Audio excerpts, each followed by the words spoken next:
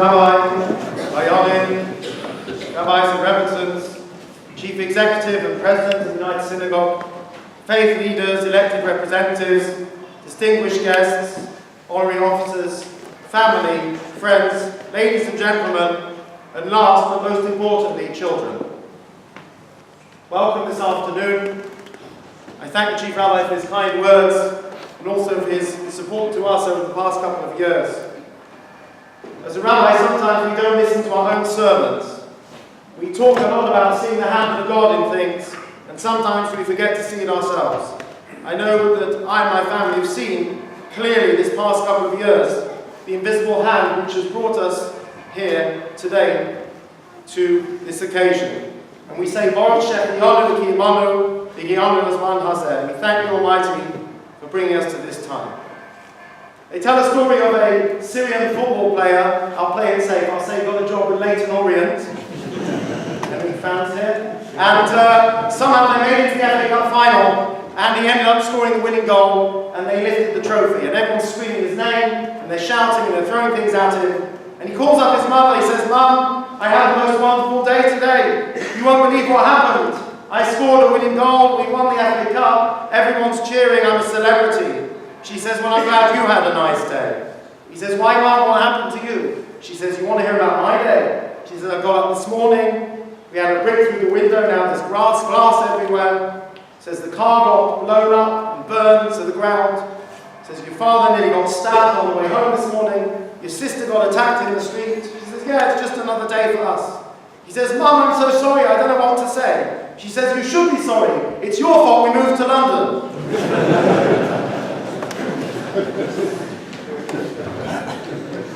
Actually managed to avoid this city for 40 years. We finally ended up here, and it's not so bad, particularly in this neighbourhood. It is very nice to see a number of people from near and far, from different parts of our lives. We're privileged to have so many people, rabbinic mentors, teachers, different people who have been a strong influence on us, who are here today from so many different stages of our life. We are truly blessed to be part of so many wonderful families. First of all, the Woodford Forest United Synagogue community, which is a warm and welcoming place, child and family friendly, people who work hard and don't take themselves too seriously, and it's a wonderful place to be. Then there's the family of United Synagogue Rabbis and Rebbetzins, a diverse group of people with a common purpose of working in their communities, many of whom we've come to know. And then of course there is the family of Chabad Shluchim. I'm privileged to have been touched by the Rebbe in my life. It's certainly given me the energy and enthusiasm to do what I do. And the local rabbis and rebbetzins, not just colleagues, but dear friends as well, very special people who we've come to know along with their children. Lord Sachs once said when he was appointed Chief Rabbi, they said it wasn't a job for a Jewish boy. My parents could have said that, but they didn't. They always supported my choices, and I appreciate that very much. It's lovely to have them here today.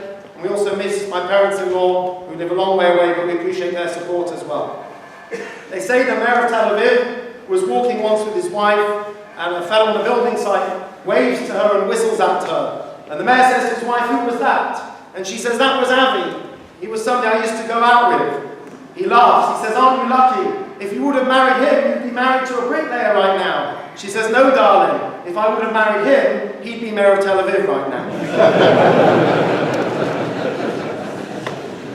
Chief Rabbi mentioned it, there is no question that I couldn't do what I do without the support of my wife and children, and pay tribute to them at this point in time.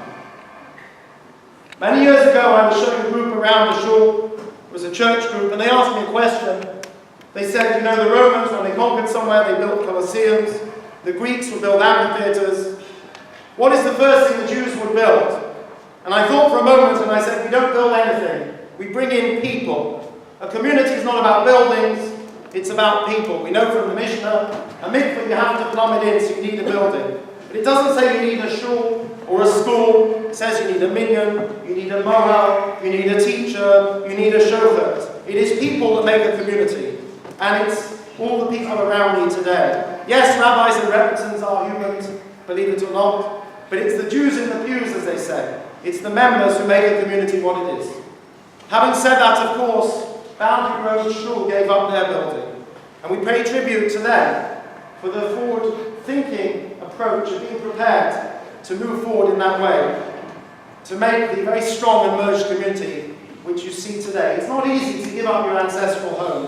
When the Cardiff Shul moved 500 yards up the road a few years ago, a friend of ours told me that at first he was very upset, because he always thought that one day he would sit in his father's seat, and now his father's seat was raised to the ground.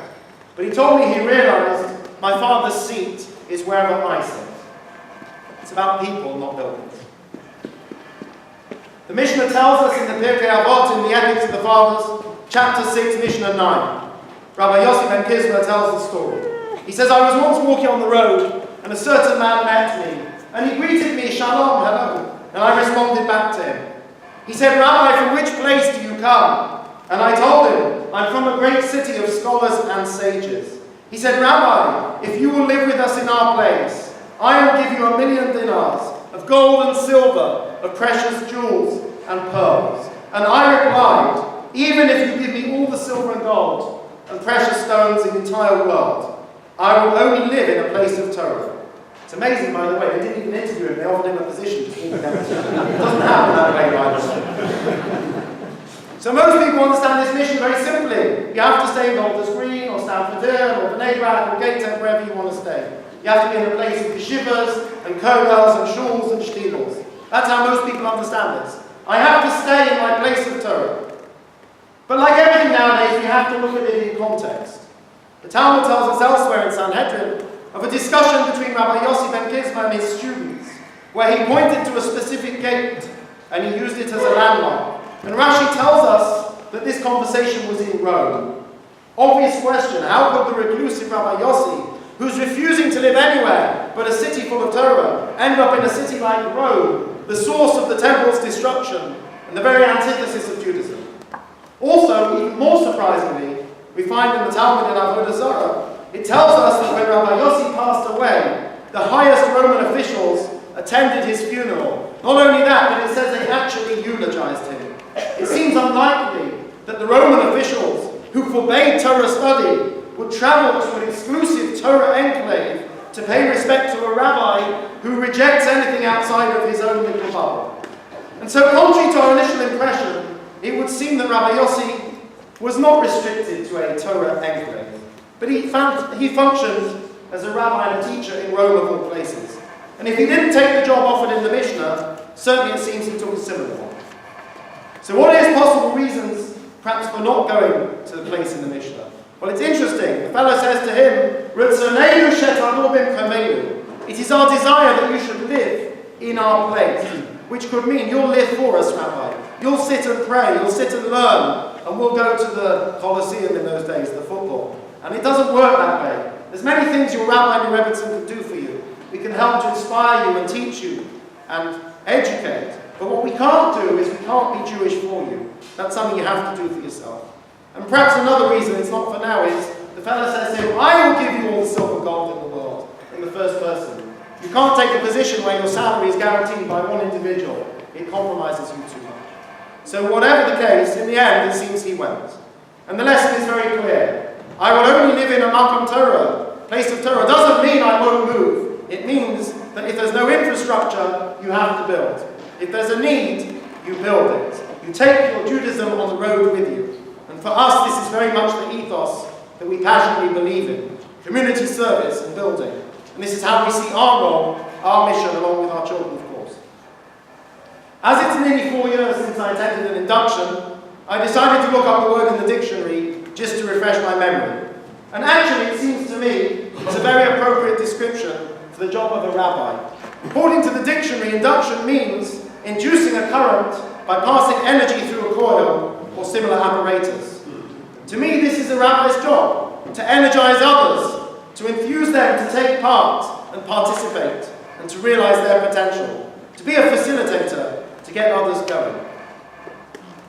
I'd like to share one of my favorite stories, which I'm sure I'll repeat again, I may have said already. There's a tightrope walker who's preparing to go up on the tightrope. And he's a bit of a crowd pleaser, he wants to warm everybody up. So he says, who thinks I can make it? And they all start yelling and cheering, yes, yes, you can do it. And he doesn't. He says, now who thinks I can do it backwards? And again they start screaming and cheering, and he proceeds to do it backwards. Who thinks I can do it blindfolded? Slightly quieter, but still they're yelling and screaming. does it blindfolded, he does it on a unicycle. He says, who thinks I can do it pushing a wheelbarrow full of potatoes? And one guy screams out, I'm behind you all the way. He goes up to this fellow, he says, you're behind me all the way. He says, sure. You think I can do it? 100%. How about you get in the wheelbarrow?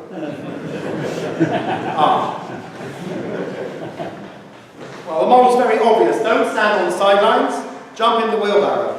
But having told this story for years, I thought I'd see if it was actually true or not. So I consulted Rabbi Google, who of course is always correct. And it seems that this story did actually take place. And it took place over Niagara Falls, which is 1/4 mile long, 160 feet off the ground, whatever that is in meters, about 50 meters. And the protagonist was one Charles Blondin, a French tightrope walker.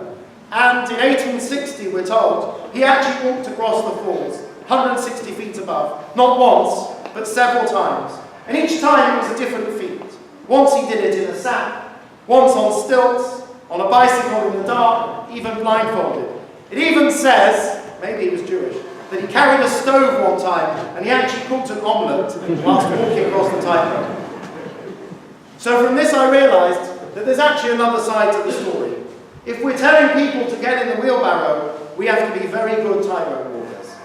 So it's a two-part process. Our pledge is to strive to be the very best rabbi and rebbitzin we can. And from everyone here we ask you, please join us.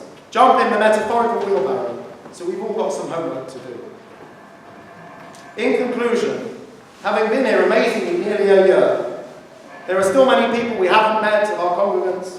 We have many plans and many projects still to launch. It really is just the beginning. So bear with us, please. There's a lot more to come.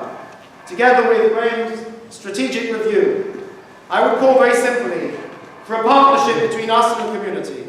Let's get things happening. Let's build on the many exciting and wonderful activities already taking place. Let's ensure that we remain on the map as a vibrant, friendly, active, and unified community. It's not an easy challenge. We know that the next generation require nurturing in a very different way from the previous ones. But we are up for that challenge. And with your support, we are optimistic for the future. We are here to work hard on your behalf. But we need your input and your hard work as well, to help everyone find their niche, to induce that spark in everybody.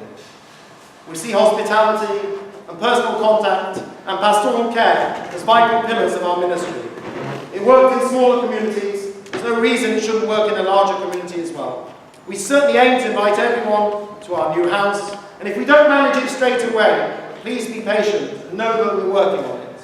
We are here for you, to learn together, to schmooze together, to grow together, to laugh together, and sometimes, of course, to cry together, to eat together, but we are Jewish after all, and of course, to say a few l'chaims together as well. So please take advantage. As a rabbi, I always say, I'd rather get to know somebody before it becomes necessary, either for simchas or for bad things, whether you're a shul goer or not. Most importantly, we're here to help everyone find their place and their niche to fit in to the community. And so we look forward to welcoming each and every one of you to events, to classes, yes, to shul services, to our home and of course our family, because we couldn't do it without our entire family, including our children on board. We look forward to a long and fruitful relationship with each and everybody here, and indeed all of our members and the wider community. So please, don't stand on the sidelines, get in that wheelbarrow, and let's go places together. Thank you.